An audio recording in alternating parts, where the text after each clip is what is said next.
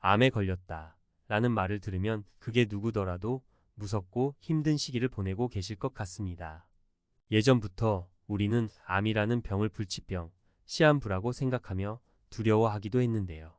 하지만 의술이 발달함에 따라 암에 걸리더라도 완치하는 경우도 있고 완치를 안 되더라도 관리하며 오래오래 건강하게 살 수 있기도 하기 때문에 암에 걸리셨더라도 긍정적인 마음을 잃지 않아야 건강한 삶을 영위할 수 있을 것 같습니다. 암은 초기에 발견하게 되면 완치 확률도 높지만 대부분 암에는 전조 증상이 미미하기 때문에 이미 많이 진행된 4기에 발견하는 경우가 많습니다. 이때 완치가 가능한 1, 2, 3기 암보다는 비적극적인 항암 치료를 하게 됩니다. 4기면 심각한 수준인데 왜 적극적으로 항암 치료하지 않죠? 하시는 분들이 계실 텐데요.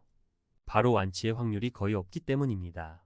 그렇다고 그저 시간이 지나가기만을 기다리는 것은 아닌데요. 바로 암을 가지고도 건강하게 살 수 있도록 암의 진행을 아주 느리게 늦추는 치료 방법을 쓰기 때문입니다. 또한 4기 암을 가지고 계신 환자들에게 적극적인 항암 치료를 했다가 부작용으로 심각해지는 경우가 되려 있기 때문에 항암 치료에 큰 힘을 쏟지 않습니다. 모든 기수의 암에 해당하는 암을 치료하고 암의 진행을 늦추는 방법은 바로 나에게 맞는 수준의 항암 치료와 함께 식이요법을 병행해 환자의 체질을 항암 체질로 바꾸는 것입니다. 항암 치료는 병원에서 의사와 함께 상의하여 결정하기 때문에 환자 스스로 바꾸며 건강을 유지할 수 있는 영역은 내가 먹는 음식입니다. 항암 체질로 바뀌는 식이요법을 어렵게만 생각하시는 분들이 계신 텐데요. 좋은 음식을 먹는 것도 중요하지만 나에게 맞지 않는 나쁜 음식을 피하는 것이 더 중요합니다. 그렇기 위해서는 나에게 맞지 않는 음식, 알레르기가 있는 식재료, 내가 가진 병의 나쁜 음식을 정확히 알아야 하는데요. 오늘 암 환자에게 좋지 않은 음식 10가지를 알려드리겠습니다. 첫 번째, 우유입니다. 우유의 주 성분은 단백질로 구성되어 있는데 과잉의 단백질은 암을 성장시키는 주 요인입니다. 또한 최근에는 우유를 착유하는 과정에서 젖소에게 여성 호르몬제를 투여하기도 하기 때문에 우유에도 호르몬제에 노출되게 되는데요. 또한 대량의 우유 착유를 위해 많은 젖소를 관리하게 되면 간원 유방염을 가진 젖소들에게서 고름이 섞인 우유가 착유되기도 하면서 그걸 섭취하는 사람에게는 그대로 인간의 건강에도 영향을 미치기도 하기 때문입니다. 두 번째, 옥수수입니다. 과거에는 주식으로 먹기도 하였고 최근에는 고소하고 짭조름하게 입안에서 톡톡 터지는 맛에 옥수수를 간식으로 섭취하시는 분들도 많이 계실 텐데요. 현재 옥수수가 암 환자 금지 식품으로 소개되고 있습니다. 옥수수를 재배하는 과정을 보게 되면 옥수수는 거의 대부분 유전자 조작을 통해 재배가 이루어지고 있습니다. 우리나라의 옥수수는 대부분 미국에서 수입하고 있는데요. 미국에서는 대한민국 크기만큼의 옥수수 농장을 관리하기 위해 키우는 과정, 재배하는 과정에서 특수 약물을 뿌리는 경우가 많다고 합니다. 그 과정에서 옥수수의 열매가 영향을 받지 않게 하기 위해 유전자 조작을 통해 옥수수를 재배하기 시작했는데요. 그렇기 때문에 현재 유통되고 있는 대부분의 옥수수는 유전자 조작 식품으로 볼 수 있습니다. 유전자 조작 식품이 유해하다는 말은 아직 우리나라에서 확증된 사실은 없지만 유럽에서는 피하고 있는 식품 중 하나라고 합니다. 그렇기 때문에 옥수수를 피하는 것이 좋은데 옥수수는 열매를 그대로 섭취하지 않더라도 액상 과당 음료, 육류, 가공식품에 다량 함유되어 있기 때문에 조심하셔야 합니다. 세 번째, 기름에 튀긴 음식입니다. 트랜스 지방이 다량 함유된 기름에 튀긴 음식이 암 환자에게 나쁘다는 것은 이제는 누구나 아는 사실일 텐데요. 불포화 지방이 많이 함유되어 건강에 좋다고 알려진 식물성 기름 또한 가열하게 되면 트랜스 지방 형태로 바뀌게 됩니다. 음식을 삶거나 굽는 경우보다 기름에 튀기게 되면 고온에 조리되게 되면서 발암 성분인 아크릴아마이드가 많이 생성되게 된다고 합니다. 네 번째, 육가공 식품, 즉석식품 등입니다. 편의점이나 마트에서 조리하기가 쉽고 맛도 좋아 요리에 많이 사용되는 햄, 소시지 등 또한 조리가 간편해 자주 애용되는 즉석식품들은 암 환자분들뿐만 아니라 일반 사람들에게도 좋지 않은 음식으로 세계보건기구에서 일군 발암물질로 지정한 음식들이라고 합니다. 특히 육가공식품에 첨가된 아질산 나트륨을 육가공식품의 색을 빨갛게 해주고 방부작용을 위해 첨가합니다. 이 아질산 나트륨은 우리 몸에서 암을 생성해내는 역할을 하기 때문에 피하시는 것이 좋습니다. 다섯 번째, 숯불구이류입니다. 육식 위주의 식단은 대체로 피하시는 것이 좋지만 숯불구이류는 무조건 피하는 것을 권장드립니다.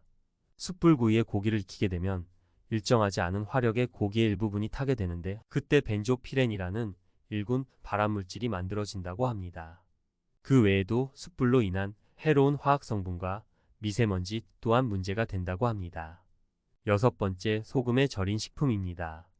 한국인이라면 식탁에서 소금에 절인 식품을 한 가지 이상을 꼭 만나게 되어 있는데요. 김치가 대표적인 소금에 절인 식품이라고 할 수 있죠. 하지만 암 환자분들은 소금 섭취량을 적극적으로 줄여야 하기 때문에 김치를 먹지 말라는 건가요? 하고 생각하실 수 있어요. 또한 김치뿐 아니라 젓갈, 된장, 고추장 등 음식을 만드는데 필수적으로 들어가는 우리나라 양념장들도 소금이 다량 함유된 식품이죠. 김치는 발효식품으로 유산균이 다량 함유되어 있고 기본적으로 채소가 주원료이기 때문에 미네랄, 비타민, 식이섬유가 많아 섭취하셔도 무방하지만 젓갈류는 동물성 단백질 성분으로 이루어져 있고 수분이 많아 방부제의 원료인 아질산 나트륨을 넣는 경우가 많아 섭취를 제한하시는 것이 좋습니다. 일곱 번째, 과자류입니다. 시중에 판매되고 있는 다양한 맛을 내는 과자들은 대부분 섭취를 제한하시는 것을 권장드립니다. 시중에 판매되는 과자들은 제조 과정의 맛을 위해 향료와 색소를 다량 첨가하는데요. 거기다 기름에 튀기는 경우가 많아 트랜스 지방과 아크릴아마이드도 다량 함유되어 있다고 볼 수 있습니다. 과자는 단순당 식품으로 섭취 시 혈당 스파이크 현상이 일어날 수 있을 만큼의 혈당을 상승시키는데요. 단순당 형태의 과자는 쉽게 소화가 되고 빠르게 흡수되기 때문에 그에 따른 인슐린 분비가 급격하게 일어나게 됩니다. 이때 정상세포들은 포도당 성분을 정량만 받아들여 성장하지만 암세포는 포도당 수용체가 정상세포보다 많기 때문에 오는 대로 다 받아들여 빠르게 성장하게 됩니다. 그렇기 때문에 단순당 섭취는 암 성장을 촉진하는 역할을 하게 되는 것입니다. 시중에 판매되는 과자뿐 아니라 아이스크림 같은 냉동 과자류까지 포함되겠죠. 또한 최근 탕후루 같은 설탕을 묻혀 굳힌 과일류나 설탕에 절여진 과일들이 유행하고 있는데 이 또한 암 환자에게는 아주 위험한 식품입니다. 과일을 먹으니 건강에 좋은 것이라 착각하는 사람들도 많지만 사실은 설탕을 퍼먹는 것과 같은 행위입니다. 앞선 과자와 같이 설탕을 그대로 섭취하기 때문에 암의 성장을 촉진할 수 있습니다. 여덟 번째, 음료수입니다. 시중에 판매되는 음료수를 끓이면 설탕이 수북하게 쌓이는 것을 다들 한 번쯤은 보셨을 텐데요. 일단 시중에 판매되는 다양한 음료수들은 향료와 색소가 함유되고 다량의 설탕이 들어 있습니다. 음료수에는 포도당보다는 과당이 많이 들어간 단순당 형태로 건강에 더 해롭게 됩니다. 음료수를 제조하는 과정에서 방부제인 벤조산 나트륨을 첨가하게 되는데 이 벤조산 나트륨은 비타민C와 만나게 되면 발암물질인 벤젠을 만들어내기 때문에 암 환자분들은 꼭 피해야 합니다. 뿐만 아니라 음료수의 당 형태는 과당으로 되어 있어 포도당보다 우리 인체에 더 안 좋은 역할을 합니다. 포도당과 다르게 과당은 간에서 축적되고 분해하는 과정을 거치게 되는데요. 이때 과하게 섭취하게 된다면 지방간이 발생되게 됩니다. 콜라 같은 음료수에 사용되는 캐러멜 색소는 유전자 변형을 일으켜 암의 생성이나 성장을 돕고 임산부가 섭취하게 되면 기형아를 출산할 수 있게 합니다. 또한 인산이 들어간 탄산음료의 경우에도 칼슘을 인체에서 내보내는 역할을 하기 때문에 골다공증이나 충치를 초래할 수 있습니다. 아홉 번째, 커피입니다. 하루에 커피 한 잔 이상씩 하시는 분들 많이 계시죠? 커피는 최근 현대인들에게는 없어서는 안 될 기호식품으로 커피에 대해 하루 한 잔은 건강에 좋다, 아니다, 건강에 좋지 않다 등으로 의견이 많이 갈리고 있는 식품 중 하나입니다. 하지만 다양한 연구 결과에 따르면 커피는 전두엽의 기능을 약화시킨다고 하는데요. 전두엽의 기능이 약해지게 되면 뇌의 세포끼리의 의사소통 체계가 침해받게 됩니다. 그렇게 되면 뇌가 인체에서 오는 신호들을 잘못 받아들이는 경우가 생기게 됩니다. 뇌가 어디가 아픈지 어디를 치료해야 하는지 헷갈리는 것인데요. 그뿐만 아니라 커피는 뇌의 도파민을 증가시키기 때문에 조절이 어려워지면 우울감을 상승시켜 우울증의 원인이 되기도 합니다. 때문에 암 환자의 기력을 떨어뜨린다는 것인데요. 우울감뿐만 아니라 커피 자체가 콩을 태워 우린 음료로 발암물질을 함유하고 있기 때문이기도 합니다. 거기에 커피는 혈압을 상승시켜 부정맥이나 소화와 신경에 문제를 일으키기도 합니다. 그런데 어르신분들은 블랙커피가 아닌 설탕이 들어간 달달한 믹스커피를 드시는 경우가 많이 있죠. 이 경우에도 카페인이 아닌 설탕에 중독되는 경우가 많다고 하니 꼭 드시고 싶으시다면 기본 사이즈의 반이반 사이즈를 연하게 드시거나 디카페인으로 드시는 것이 좋고 믹스커피는 반드시 피해야 합니다. 10번째, 육식 위주의 식사입니다. 기본적으로 육식은 우리 몸에 이로운 영향을 주기도 하지만 반대인 경우도 많다고 합니다. 앞서 말씀드린 숯불구이로 먹게 되면 우리 몸에 더 안 좋은 영향을 하게 되고 그 외에 굽거나 튀기는 경우에도 마찬가지입니다. 육식을 하게 되면 인체의 암세포가 먹고 자라는 콜레스테롤이 다량 섭취하게 되는데요. 이때 암세포의 성장을 촉진하게 됩니다. 우리 몸에는 적당한 단백질과 지질의 양은 필요하지만 육식 위주의 식단을 섭취하게 되면 그 양이 과하게 섭취될 수 있기 때문에 조심하셔야 합니다.